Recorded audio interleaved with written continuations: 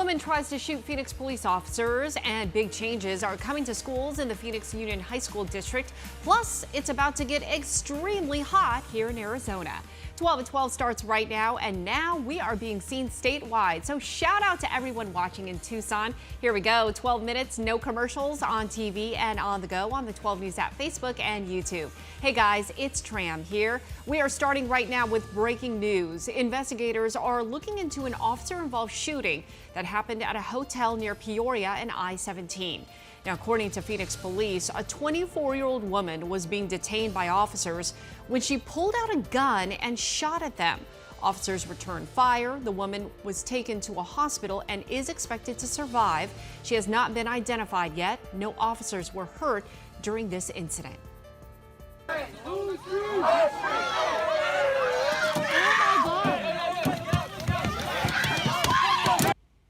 Phoenix Police Chief Jerry Williams is asking the FBI to look into a Valley police shooting.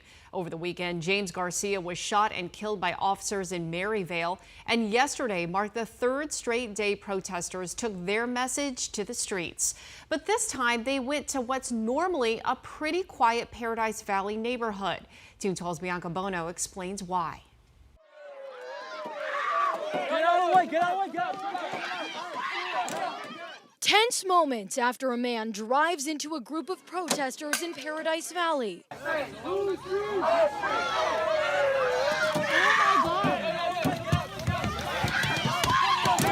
The driver of the car, Diego, speaking with Paradise Valley police after the incident, telling 12 News he didn't know the protest was happening until he came upon it, saying his friend in the back seat lives in the neighborhood. Somebody decided to hold up the road. I was being polite and people were starting to get onto my car. One of them opened his door. Yeah, somebody tried opening my door and then they started throwing so I got nervous. Yeah. And drove. And yeah. No, they blocked our car and they I started rolling slowly so that I could get out and started driving when people started clearing off. The group calling for an end to systemic racism and police brutality, moving their protest to the affluent neighborhood for the first time. Well, we felt like the people over here on this side of town, they have more effect within like the voting system, within lawmakers, and so we wanted them to hear our voice too. Around 40 protesters briefly shutting down Lincoln Drive, making their way through the typically quiet streets of Paradise Valley, hoping residents here and Governor Ducey are paying attention. Ducey, what I really want to say to you is I want you to do a better job as governor into policing your police. Now, we did briefly speak with a man driving that SUV, as you saw. He says he feared for his safety. The protesters tell 12 News that they are all physically okay, and Paradise Valley police are aware of the situation.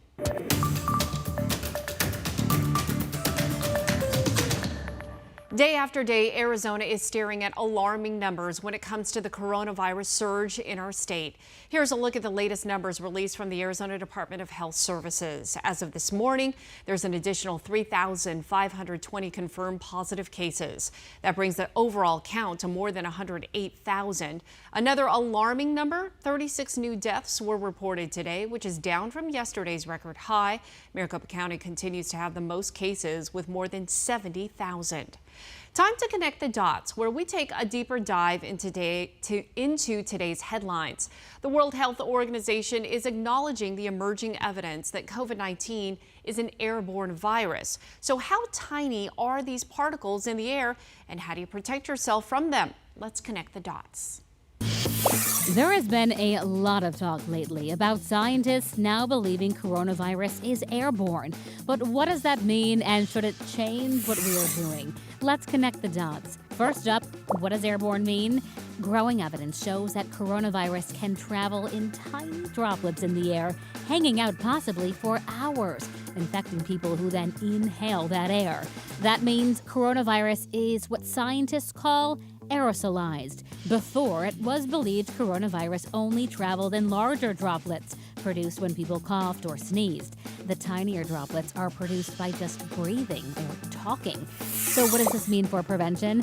The short answer is less Lysol wipes and more masks. That's because larger droplets are, well, large and fall on surfaces, meaning transmission could often happen by contact with a contaminated surface. And while proper hygiene, like hand washing, is still important, now that experts believe the virus is smaller and hanging in the air, masks take on new importance.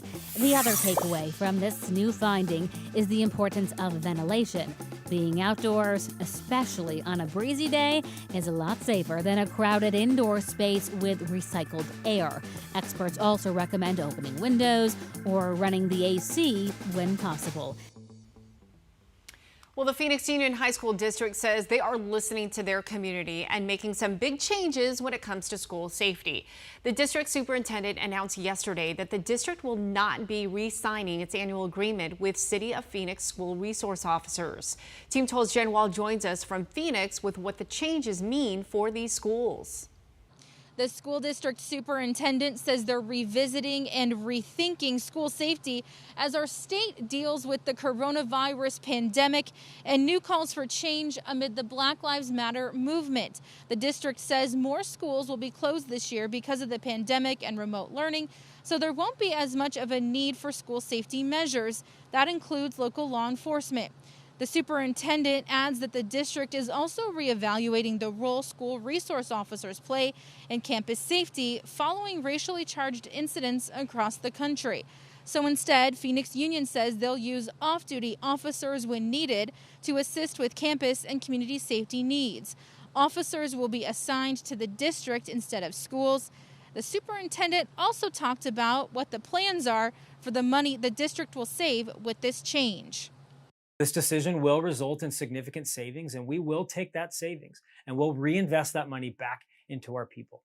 And most specifically, we'll use most of that money to train our security personnel and our security teams to make sure that when we return for the 21-22 school year, that our campus safety and security teams are as well trained and ready to keep campuses as safe as possible into the future. The district says they will use $1.2 million for the new initiative, focusing on improving campus and community safety. In September, a group made up of staff, students, and parents will also help decide how to spend the money. And there will be a special virtual meeting with the governing board coming up on July 17th to discuss further changes. Stay with 12 News for updates. For now, we're in Phoenix. Jen Wall, 12 News. And we are waiting to hear back for that meeting. Well, right now, crews are working to get control of the Puli Fire burning west of Payson. So far, it's burned almost 600 acres since Friday. We're told it was sparked by a lightning strike. Today, fire crews are mourning the loss, though, of one of their own after a helicopter pilot working to put out the flames died when his chopper crashed. Team 12's Matt Uris has more. Flags have been lowered to half-staff here at the Capitol to honor 37-year-old Brian B.J. Boatman. His chopper went down yesterday about 10 or so miles west of Payson. Fire officials say Boatman was conducting standard supply missions to crews on the ground fighting the flames in remote areas. It's a tragic loss as crews not only continue to battle the flames, but are now dealing with the loss of one of their own. On behalf of the Tonto National Forest and all the wildland firefighting community supporting the Puli Fire, we want to offer our condolences to the family and let them know that we stand with you through this tragic period. Hot and dry conditions are working against their efforts to contain this latest wildfire burning in our state. 6 hotshot crews and several engines are working around the clock. Back here at the Capitol, you can see the flags at half-staff now. A crew member was out early this morning to make that happen. B.J. Boatman, again, the pilot that died in the crash. Unfortunately, he leaves behind a wife and 8-year-old child. At the state capitol, Matt Uris, 12 News. Thank you. Our forecast is not looking good for all the firefighting crews working hard to keep our state safe. So let's check in right now with Team 12's meteorologist, Crystal Henderson.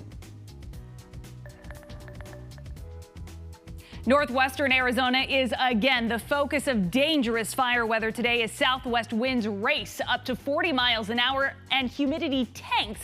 below 10%. So this red flag warning is going to keep its chokehold through 8 o'clock this evening. As it stands to date, this wildfire season, around 507,000 acres have been blackened. 27 wildfires have been greater than 100 acres, and we have 5 fires in progress right now. Meantime, blockbuster high pressure is continuing to keep temperatures in above average territory. We're going to pull off 110 again today in Phoenix, Casa Grande, 106 Tucson, cracking that century mark in Globe, Kingman, triple ones for Bullhead City, Parker, and Yuma this afternoon. But that fortified high pressure is going to keep that mercury climbing higher and higher day after day, with some added clouds at times, but that's not stopping the mercury. You could see it's going to take us to 115 by Saturday for the valley. Southern Arizona approaching that 110 mark. We're even going to be popping the 90s in the White Mountains and northern Arizona this weekend. And that comes with a big heads up.